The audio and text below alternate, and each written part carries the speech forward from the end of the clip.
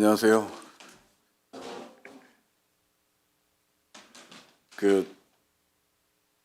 제가 2021년에 재보선 이후에 하늘뜻 표기를 했었고요. 작년에 이제 아시다시피 가을에 대타로 했는데 그때는 우리 교회 지역 선교 관련해서 했습니다. 그래서 원래는 제가 차례가 내년 정도나 올 줄 알았는데, 그 목사님께서 선거 앞두고 좀 한번 하면 좋겠다 이렇게 말씀을 주셔서 용감하게 그냥 하겠다고 했습니다. 그래서 오늘 준비를 하다 보니까 다뤄야 될 내용이 좀 많아서 좀 약간 분량이 좀 깁니다. 그래서 여러분이 원하시는 이 짧은 설교를 통한 은혜, 그래서 그거가 오늘 조금 어려울 수 있고 그 대신 좀 길어지면 배가 고파지기 때문에 식욕을 상승시키는 은혜는 있을 수 있습니다. 그래서 좀 양해해 주시면 고맙겠습니다. 그리고 원고는 좀 원래 조금 길게 준비했는데 좀 몇 대목을 좀 빼고요. 그리고 하겠습니다. 그래서 나중에 원고는 이제 파일로 이제 올려 드릴 테니까 조금 읽어 보시면 조금 보탬이 좀 될 수 있을 것 같습니다. 오늘 주신 말씀은 하박국 선지자가 묵시로 받은 말씀입니다. 우리 교회 성서학당에서 배웠던 구절입니다. 하박국서는 하나님께 질문하며 하나님의 심판을 간구하고 있습니다. 하박국서는 3장으로 매우 짧은데 당시 국제적인 위기와 국가적 부패의 시기, 그리고 백성들이 하나님과 멀어진 시기, 불확실과 공포의 시기에 기록된 것으로 보입니다. 당시 땅에는 폭력이 가득했지만 하나님은 아무 일도 하시지 않는 것처럼 보였습니다. 하박국은 이런 일들을 하나님께 질문합니다. 그런데 하나님의 말씀은 의외였습니다. 그게 이제 2장서부터 쭉 나옵니다. 제가 이해하는 수준에서는 하나님이 자기 백성을 징계하시는 이유가 우리의 회개를 통한 구원에 있으며 하나님의 통치는 의로우시고 불의한 자들의 끝은 멸망이고 의인은 믿음으로 산다는 것입니다. 오늘 우리 현실도 이때와 매우 비슷하고 우리의 과제도 역시 비슷하다고 생각합니다.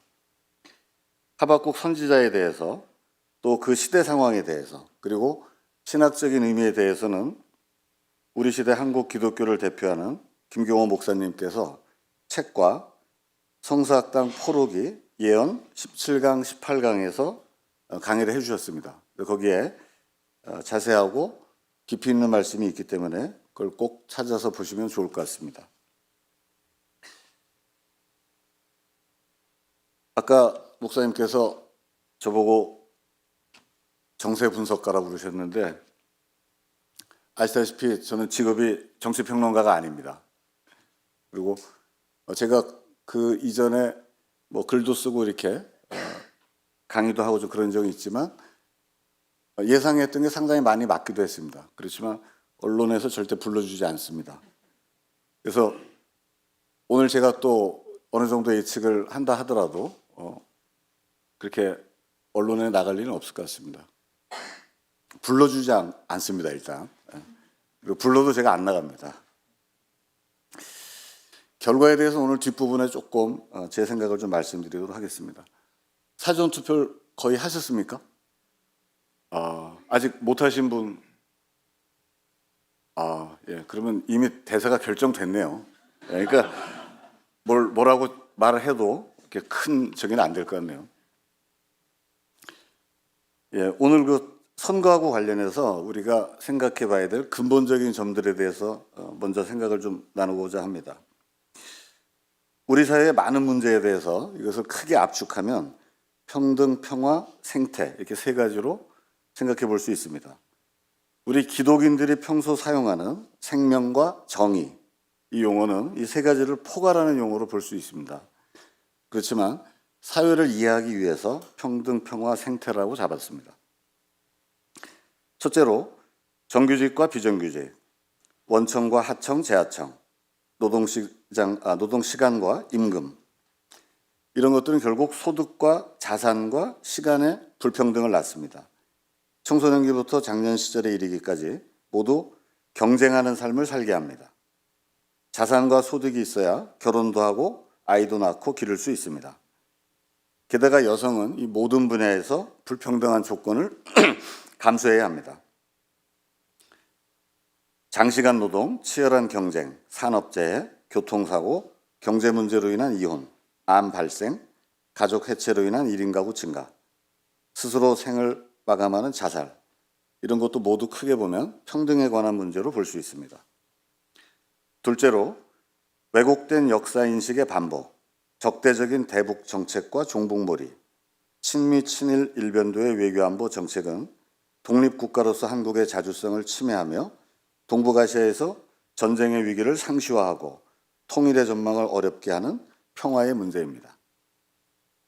셋째로 소수의 이익을 위한 각종 개발 사업, 핵발전, 화력발전, 양수발전, 골프장 건설, 그리고 플라스틱으로 대표되는 한 번 쓰고 버리는 문화는 생태계를 파괴시켰고, 이는 이미 방사능 오염, 미세 플라스틱 오염, 각종 기후재난과 질병, 전염병으로 되돌아와서 인간과 자연을 위협하고 있습니다.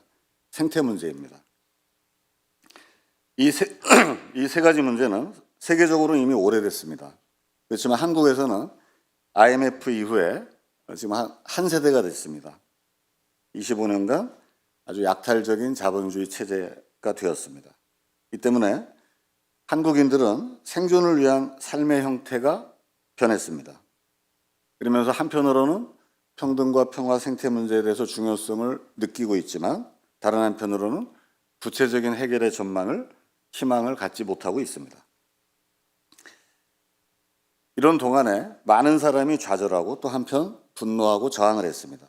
우리 교회도 수많은 기도회와 집회에 참여해서 희망을 현실화하기 위해서 함께 기도하고 외쳤습니다.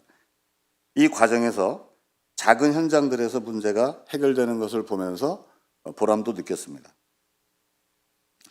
우리가 함께한 매우 큰 경험은 2016년, 17년 겨울에 박근혜를 탄핵한 일입니다. 물론 탄핵은 국회와 헌법재판소의 공조로 헌법 틀 내에서 이루어졌습니다. 체제를 바꾸는 혁명이 되지는 못했습니다. 하지만 중요한 것은 그때의 대규모 촛불 시위가 길게는 IMF 체제에 대한 거부고 가까이는 2008년 국제금융위기 이후에 유럽과 미국에서 공명처럼 일어난 사회 모순에 저항하는 대중 행동과 궤를 같이 한다는 점입니다. 이 세계사적인 흐름은 지금도 지속되고 있습니다. 대중이 스스로 나서서 우리 사회의 문제를 거리에서 외치고 어느 정도의 성과를 낸 강력한 촛불의 경험은 중요합니다. 이것은 이어서 2018년에 우리 사회에 또 하나 중요한 사회의식을 형성합니다. 미투와 위도유가 그것입니다. 정치 경제 영역을 넘어서 사회문화적 의제들에 대해서도 본격적인 문제 제기가 진행되었습니다. 그리고 청년 세대만이 아니고 중장년과 노년 세대의 의식도 변화하고 있습니다. 최근 선거에서 음주운전, 왜곡된 역사 인식, 막말, 잘못된 자산 증식, 성인지 감수성 문제, 이런 것들이 정당 공천의 기준이 되고 여론의 질타를 받는 점이 이를 반증합니다. 과거보다는 많이 나아졌습니다. 경험을 통한 형성된 사회의식, 이것은 절대로 후퇴하지 않습니다. 왜냐하면 사람들이 새로운 세상을 보았기 때문입니다. 새로운 세상을 본 사람들은 부질서를 넘어서고자 합니다. 이는 역사가 우리에게 알려주고 또 하나님 나라 운동을 하는 기독인들에게는 당연한 사실입니다. 하지만 새로운 세상은 단번에 오지는 않습니다. 우리 모두가 단번에 깨닫고 단번에 실천해서 새 세상을 여는 게 아니고 부단히 실천하며 더 새롭게 깨달으며 함께 나아가야 하기 때문입니다. 하지만 반드시 옵니다. 선거 이야기를 해보겠습니다. 2022년 3월 대선에서 윤석열이 당선됐습니다. 그의 지지자들은 환호했고 그의 반대자들은 깊은 충격과 상처를 받았습니다. 이어진 6월 지방선거에서도 국힘이 크게 승리했습니다. 왜 이런 일이 일어났을까요? 2017년 박근혜 탄핵 이후에 문재인이 집권을 했고 2018년 지방선거에서 민주당이 압승을 했고 2020년 총선을 통해서 국회의석의 3분의 1을 민주당이 차지했는데 말입니다. 이른바 촛불혁명은 1987년 6월 항쟁 이후에 30년 만의 일이었습니다. 자각한 대중이 거리에서 새로운 미래를 직접 크게 여는 일은 자주 일어나지 않습니다. 그래서 선거가 중요합니다. 선거는 수많은 사람의 피와 노력으로 우리가 얻은 매우 중요한 역사적인 권리입니다. 그리고 현재의 체제와 질서가 계속 지속되기를 바라는 세력과 또 부분적인 변화를 요구하는 세력과 그리고 완전히 새로운 세계를 원하는 세력들 간에 온 힘을 다해서 투쟁하는 것이 선거입니다. 지금 한국 사회에서 선거는 각 정당 및 정파 간에 사활을 건 투쟁의 장으로서 기능하고 있습니다. 주기적으로 대규모로 치러진다는 점에서 평소 일반적인 거리에서의 소규모 투쟁보다 훨씬 격렬하고 그 내용도 포함해서 치러집니다. 그리고 선거는 우리에게 상상 속의 대중 대신 현실의 대중을 이해하게 합니다. 또 서로 다른 계급계층의 대표자들을 부상시키거나 몰락시키며 각 계급계층의 생활, 의식, 의지, 행동을 집약해서 드러냅니다. 따라서 많은 점에서 선거는 중요합니다. 그런데 우리는 역사의 한복판에 있으면서도 역사가 어떻게 진행되고 있는지를 파악하는데 큰 어려움을 겪습니다. 가까운 미래에 어떤 일이 벌어질지 예측하는 일은 더욱 힘들다고 생각합니다. 그래서 많은 경우에 이른바 전문가들에게 의존하거나 예측하는 것을 포기하기도 합니다. 물론 당대사에 대한 정확한 이해, 분석, 예측은 매우 어렵습니다. 이 당대사 분석을 업으로 하는 학자들이나 분석가들도 객관성, 과학성, 총체성을 뒷받침하는 자료를 사건이 발생한 이후에 어느 정도 지나야지 또 그 이후에도 일정 정도밖에 확보할 수 없기 때문입니다. 이 또한 노력을 장기간 해야만 가능합니다. 하지만 역사학에서 증거의 부재가 부재의 증거는 아니다라는 말이 있습니다. 자료 확보 이전에 추론의 중요성을 강조하는 말입니다. 그래서 현재 확보할 수 있는 자료를 가지고 최대한 추론하는 것이 중요합니다. 정치는 기본적으로 사회의 근본 토대인 경제구조의 성격 변화 및 사회를 구성하고 있는 서로 다른 계급, 계층의 부의 형태와 사회적 존재 조건의 변화에 따라서 규정됩니다. 그런데 선거 때는 사회 및 문화의 여러 중요한 요인들의 변화와 그로부터 상호 작용해서 형성되고 발현되는 인간의 본능, 감정, 환상, 사고 방식 등도 포함한 정당들 사이의 대립과 변화도 함께 고려해야 합니다. 또 분석에는 특정 계급이 자신들의 계급적 이익, 사회적 이익, 정치적 권력을 유지 또는 획득하기 위한 투쟁을 어떤 이유로 어떻게 진행하는지도 포함해야 합니다. 그리고 이 모든 것을 당대 사람들이 이해할 수 있도록 사람들한테 익숙한 언어와 표현, 문화적 행태를 고려해서 또 서술해야 하기 때문에 어렵습니다. 하지만 고통받는 민중의 입장에서 또 문제 해결을 위한 관점에 서 있는 그런 태도를 갖고 있는 사람들 입장에서는 최대한 노력해서 준비해야 합니다. 지금까지 다소 어렵고 지루한 말씀을 드렸습니다. 지금부터 우리가 잘 아는 부분에 대해서 말씀을 좀 나눠보고자 합니다. 우리 사회에서 선거는 첫째가 계급계층, 두 번째가 세대, 세 번째가 성별, 네 번째가 지역, 이 네 가지가 바탕이 됩니다. 그리고 이를 대변하는 주체, 그게 정당입니다. 영어로는 플레이어라고 합니다. 그래서 정치평론가들은 그런 말을 많이 씁니다, 언론에. 그래서 참여 정당들 간의 구도가 어떻게 되느냐, 이게 다섯 번째가 됩니다. 먼저 계급 계층에 대해서 보겠습니다. 이를 잘 표현하는 것이 소득과 자산 문제입니다. 노동소득을 통해서 자산을 늘리는 것은 상위 10%만 가능합니다.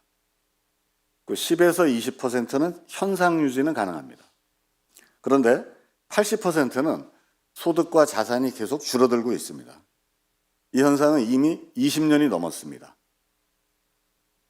그런데 문제는 80%의 사람들이 현 체제를 거부하지 않습니다. 체제를 거부하는 사람은 소수입니다. 그러다 보니까 상위 20에서 50%에 속하는 사람들은 자산을 늘리려고 애를 씁니다. 부동산, 주식, 코인, 금 이런 것들을 투자합니다. 이는 현 체제와 질서를 따른다는 뜻입니다. 그런데 이런 태도가 매우 설득력이 있고 따라서 힘이 있습니다. 그러다 보니까 국힘이 최악일 때도 25%입니다. 박근혜 탄핵 이후에 홍준표가 대선 후보로 나왔을 때가 약 24.6%였는데요. 최악인 경우에도 25%고 보통 35%의 지지가 유지되는 이유입니다. 국힘은 이것을 토대로 해서 영남 지역, 장년과 노년 세대, 그리고 우리가 잘 이해하지 못하는 하위 30%입니다. 그 이하의 가난한 층을 장악합니다. 또 남성 중심의 정책과 이슈를 만들면서 전체 유권자의 40% 이상 지지를 받으려고 합니다. 그래서 여론조사에서 보면 늘 보수라고 응답하는 사람이 많습니다. 한편 민주당은 상위 1%를 제외한 상위 50%까지에 속한 사람들을 주 기반으로 삼고 있습니다. 민주당에게는 하위 50%는 자기 기반이 아닙니다. 따라서 체제 유지를 하려는 태도는 국힘과 같습니다. 차이는 호남 지역, 청년과 장년 세대, 그리고 상대적으로 여성 중심의 정책과 이슈를 만들려고 합니다. 그래서 민주당은 보통 30% 정도의 지지를 받고 40%의 지지를 받으려고 애씁니다. 참고로 가계부채가 올해 2월 말 기준으로 약 1,862조 원입니다. 그런데 가계부채가 가장 크게 늘어난 것이 역대 정권 중에 문재인 정부 때입니다. 문재인 정부가 출범한 2017년 5월 서울 아파트 평균 가격이 국민은행 통계 기준으로 6억 원이었는데 2021년 3월에 11억 원으로 폭등했습니다. 2022년 11월에 12억 8천만 원으로 정점을 찍었고 지금은 조금 내려서 12억 원 정도입니다. 그러니까 약 2배 올랐습니다. 문재인 정부 때. 아시다시피 영끌이라는 말이 유행어가 됐고 사람들의 욕망을 키웠습니다. 이 결과 2021년 재보선과 2022년 대선 그리고 지방선거 때 부동산 계급 투표 열풍이 일어났습니다. 이것은 서울과 수도권만이 아니라 심지어는 전라남도 광주에서도 아파트 값이 비싼 지역에서는 국힘, 윤석열 지지가 압도적으로 높게 나왔었습니다. 이 현상은 이번 선거에서도 계속 유지되고 있습니다. 이른바 한강벨트라고 지금 언론에서 계속 보도되고 있는 곳들이 이게 많이 포함되고 있는 지역인데요. 송파구도 대표적으로 포함되고 있습니다. 그래서 거대 양당은 경제정책을 봐서는 큰 차이가 없습니다. 그리고 자산과 소득 관련해서는 특히 차이가 없습니다. 그래서 민주당을 보수정당이라고 하는 이유입니다. 아시다시피 양당은 기존 선거제도를 유지하고 적대적 공생관계를 통해서 함께 진영 논리를 강화합니다. 그래서 새로운 세력이 나타나기 어려운 구조를 계속 유지하고 있습니다.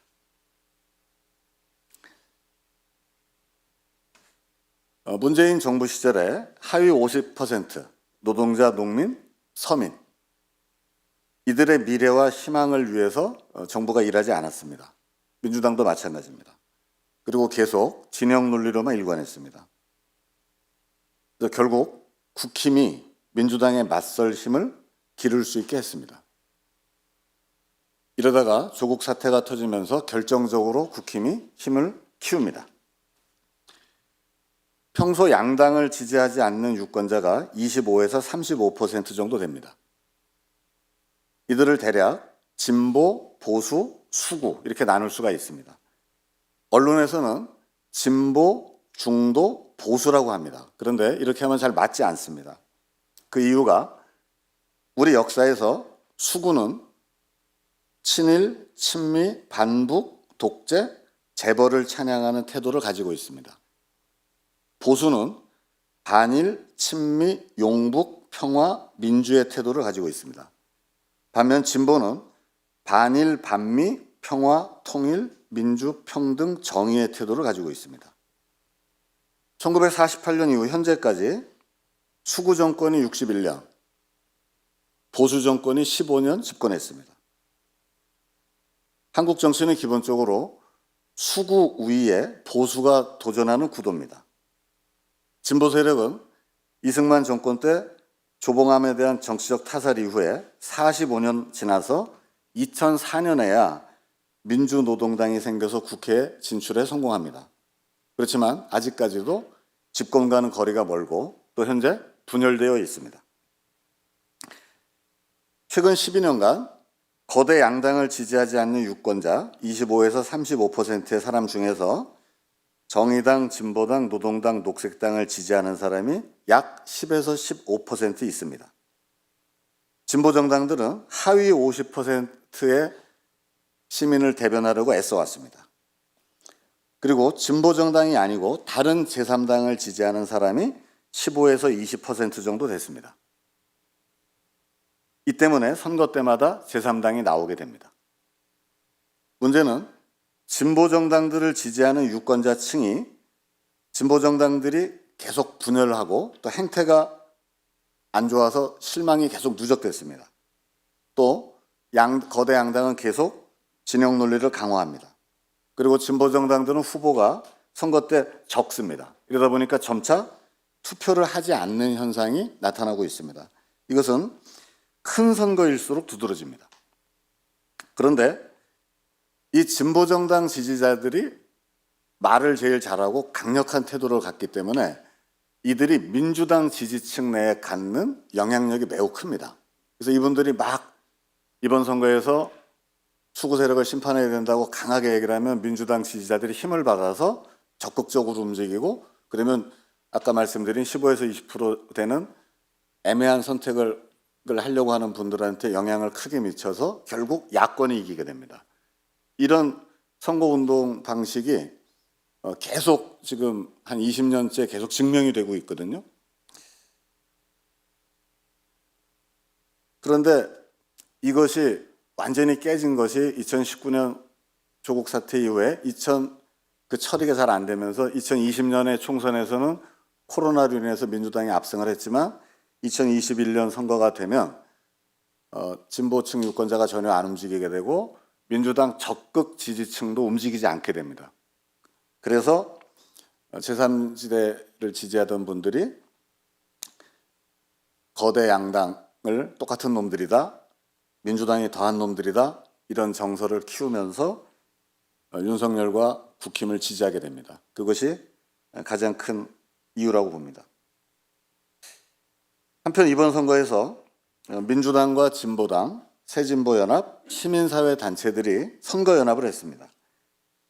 진보당은 더불어민주연합에 합류했고 지역구에서는 민주당과 단일화를 통해서 현재 울산 북구와 부산 연제구에서 당선 가능성이 매우 높습니다. 그리고 비례는 2석을 얻을 것으로 보입니다. 한편 위성정당을 비판하며 민주당과 선거연합을 하지 않고 독자적인 선거를 하고 있는 녹색정의당과 노동당이 있습니다. 녹색정의당은 지역구에서는 모두 고전하고 있고 비례는 한 석을 받거나 받지 못할 수도 있습니다. 노동당은 울산 동구에 출마했는데 민주당과 단일화가 되지 않아서 현재 3파전입니다. 그래서 좀 쉽지 않지만 여기서 이긴다면 노동당이 노동당 간판으로는 최초로 국회의원을 배출하게 됩니다. 그런데 선거 이후에 진보 정당들과 시민사회단체들은 이번 총선의 전략이 옳았느냐 옳지 않았느냐, 또 향후 어떻게 공동활동을 할 것이냐 말 것이냐, 이런 문제들을 놓고 아마 갈등이 클 것으로 예상합니다. 자, 한편 세대로 넘어가겠습니다. 2021년 재보선 때부터 청년 세대의 투표 성향은 큰 특징을 보입니다. 이에 대해서는 제가 예전에 말씀드렸기 때문에 생략하고요. 이번 선거와 관련해서만 간단하게 말씀드리면 20대와 30대 초반 여성이 평등, 평화, 생태 문제에 대해서 가장 적극적인 태도를 보이는 층입니다. 한국 사회에서 가장 진보적인 층입니다. 그런데 이번에는 성평등 문제가 이슈가 전혀 되고 있지 않습니다. 그리고 녹색정의당이 약합니다. 그리고 민주당의 손이 언뜻 안 가는 상황입니다. 그래서 이 층이 투표율이 낮을 것으로 예상합니다. 반면 20대, 30대 초반 남성은 정반대의 성향을 보이고 있는데요. 이 층은 조국 혁신당에 대한 지지율이 매우 낮습니다. 그리고 개혁신당을 지지하던 비율도 상당히 낮아졌습니다. 결국 민주당과 국힘은 어느 정도 찍겠지만 분산 투표를 할 것으로 보입니다. 그런데 이번에 투표율이 가장 낮을 거로 예상되는 게 20대, 30대 초반 남성입니다. 이제 4월 2일 통계로는 58%가 투표하지 않겠다라고 했습니다. 한편 이번 선거 총 유권자 수가 4,425만 명입니다. 다 오늘 기사 보셨겠지만 사전 투표율이 지금 32% 정도 되거든요. 그런데 세대별 비중을 보면 60세 이상 비중이 31.89%입니다. 그러니까 약 32%인데 20대와 30대를 다 합친 것보다 3.25% 높습니다.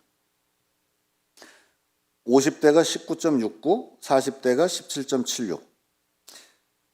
이 40대와 50대가 주로 민주당과 조국혁신당을 지지하고 있습니다. 그런데 60세 이상에서는 국힘 지지율이 높습니다. 그러니까 세대별로 보면 50대 이하는 민주당이 우세지만 중요한 것은 60세 이상의 투표율이 매우 높다는 점입니다. 따라서 수도권과 충청 그리고 강원 일부, 부산, 울산, 경남 여기에서는 세대별 투표율이 지역구에서 당락을 결정할 것으로 보입니다. 또 하나 이제 바탕이 되는 지역에 대해서 말씀드리면 이번에도 영남은 국힘, 호남은 민주당 해서 큰 변화는 없습니다. 이렇게 해서 4개에 대해서 말씀드렸고요. 거의 끝나갑니다. 마지막으로 구도에 대해서 말씀드리겠습니다. 그러니까 누가 나와서 어떻게 싸우느냐 이게 구도인데요. 이게 드라마입니다. 작년 말까지는 11월, 12월까지는 윤석열 정권이 하도 못하고 나쁜 짓을 많이 해서 민주당이 압승이 예고됐습니다. 그때는 민주당 180석이 전부 예상됐었고요. 그런데 한동훈이 12월 말에 등장합니다. 그리고 나서 국힘 지지세가 모이다가 윤석열하고 한동훈이 명품백 사건으로 다투죠. 그러고 나서 지지율이 더 결집됩니다. 그래서 2월 중순까지 지지율이 쭉 상승합니다. 1월 중순까지 이준석이 상당히 지지율이 높다가 1월 20일 날 개혁신당을 창당하고 민주당 탈당파들이 2월 4일 날 새로운 미래를 창당을 합니다.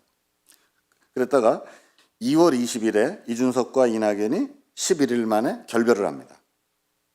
이준석은 통합하면서 한 번 지지율이 떨어지고 결별하면서 두 번째 지지율이 하락합니다. 2월 달에 민주당은 이재명의 공천 사당화 논란 때문에 급격히 지지율이 하락합니다. 그러면서 국힘 압승론이 그때 형성됩니다. 국힘 170, 민주당 120 이렇게. 그런데 그때부터 조국 혁신당 지지율이 올라갑니다.